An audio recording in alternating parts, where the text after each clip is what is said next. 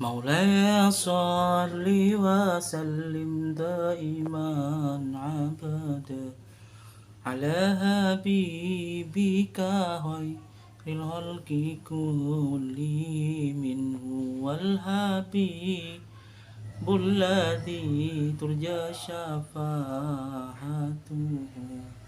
لكل حول من الأهوال مقتحم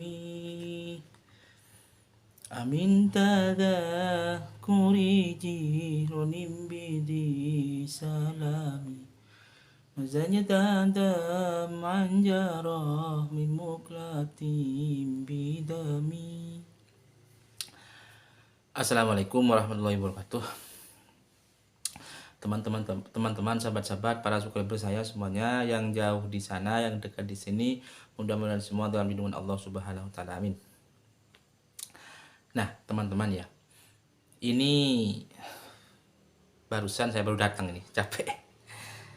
Ada yang tanya begini. Kalau dalam sholat katanya, sholat itu batal tidak ketika menimbulkan gerakan selain sholat, ketika ada nyamuk duduk ya, dihinggapi nyamuk ya, itu batal apa tidak? Begini ya, dalam sholat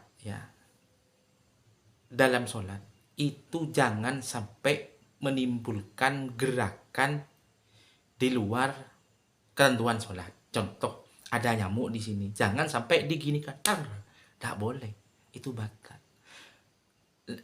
Kalau tidak disengaja bagaimana Ustadz misalnya? Kalau tidak disengaja tidak apa-apa. Yang penting jangan sampai melebihi 3 kali gerakan, dan itu pun disengaja ya. Kalau ada nyamuk misalnya gitu. Loh, kalau ada nyamuk misalnya tidak kuat, harus tahan. Tidak kuat misalnya, bisa diginikan biar nyamuk itu pindah. Tapi biasanya ketika diginikan kan tambah gatel ya di sini. Ya. Jadi ini menimbulkan gerakan selain sholat. Makanya namanya sholat ya, kita awali dengan takbir, Allahu Akbar, takbir. Itu wajib kita laksanakan. Itu gerakan, bukan gerakan di luar sholat, tapi gerakan ketentuan dalam sholat. Itu wajib kita lakukan, wajib kita laksanakan. Jangan sampai merubah sholat, jangan sampai merubah gerakan sholat yang sudah diatur oleh syariat atau ketentuan-ketentuan sholat harus kita ikuti.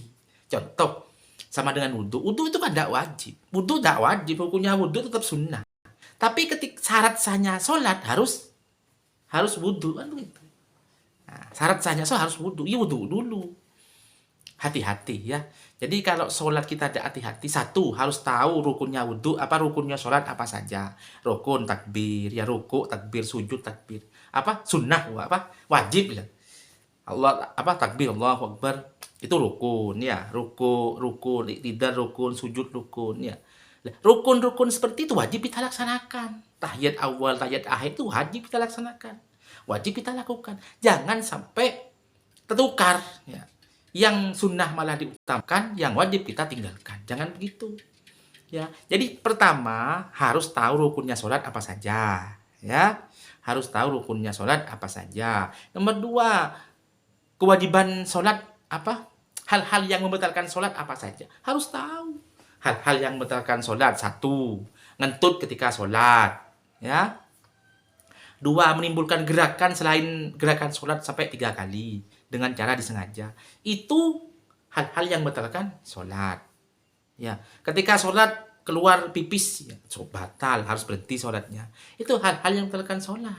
Ya, jadi kalau sholat kita jangan sampai menimbulkan gerakan-gerakan yang jangan sampai menimbulkan gerakan-gerakan di luar sholat. Karena sholat ini sudah ada ketentuan dalam syariat, harus sholat seperti itu, sholat seperti ini. Itu sudah ada ketentuannya, sudah ada aturannya, sudah ada petunjuk dan buku pedoman-pedomannya. Dan itu tidak bisa dibuat mainan. Ya, sama dengan orang menikah. Menikah jelas sudah syaratnya ya harus ada wali, mempelai putra dan putri harus ada saksi ya. Sama dengan apa itu? Mahar ya wajib. Bukan suka sama suka langsung kita dianggap menjadi suami istri, tidak boleh. Ya aturannya tidak begitu. Loh enggak, saya suka sama suka. Sama dengan orang yang apalagi pinjam uang. Nah, pinjam uang si A, si B kan suka sama suka. Ya saya meminjamkan uangnya, tapi kalau saya kasih pinjam sampean nanti bayarnya 1 juta, bayar 1.100.000 itu suka sama suka, sepakat sama sepakat. Tapi itu kesepakatan yang salah. Itu kesepakatan yang salah. Harus dirubah itu hal-hal yang keliru itu. Nah, begini ya. Jadi khawatir kita salah paham dan nanti kita walaupun ibadah nanti tidak diterima oleh Allah Subhanahu wa taala. Makanya harus hati-hati. Harus kita ngaji kepada orang yang tepat. Nah, hari ini sudah banyak ustadz-ustadz ataupun kiai-kiai yang mengajarkan ilmu agama tapi ilmunya kadang keliru. Sanadnya tidak jelas. Bukhari wal Muslimnya tidak jelas. Kitab-kitabnya pun tidak jelas. Akhirnya kita terarah kepada yang sesat. Makanya kalau kita belajarlah kepada Al-Qur'an, al-hadis, ijma dan qiyas. Jangan sampai belajar dari buku terjemah. Karena ketika belajar dari buku terjemah terus dimaknai sendiri atau dianalogikan pakai pola pikir kita sendiri ya rusak. Ya, begitu. Makanya harus banyak referensi seperti Gus Baha itu luar biasa. Banyak referensi, banyak ilmu-ilmu yang menjadi tandingan. Akhirnya hidup ini tidak susah.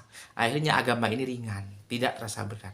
Makanya harus kita belajar. Nah, dengan adanya video ini mungkin dan mudah-mudahan ya menjadi amal jariah lah yang menyimak dan menyampaikan. Dan ini mudah-mudahan bentuk silaturahim kita lewat video ini bisa kita saling berbagi. Mohon maaf sekali lagi, bukan saya menggurui jenengan, bukan saya yang pintar jenengan. Mungkin dengan adanya itu mungkin sampean bisa tahu lah seperti apa gantengnya saya gitu. Paling tidak kita bisa saling berbagi ya. Dengan berbagi ilmu ini mudah-mudahan menjadi amal jariah yang bagus lah, yang manfaat, dan kelak mudah-mudahan menjadi titik terang kita supaya langkah ini menjadi amal soleh dan ternilai ibadah oleh Allah Subhanahu wa taala. Amin ya. Terima kasih. Mudah-mudahan manfaat, mudah-mudahan barokah, salam sehat, salam sukses juga, salam buat keluarga. Terima kasih. Assalamualaikum warahmatullahi wabarakatuh.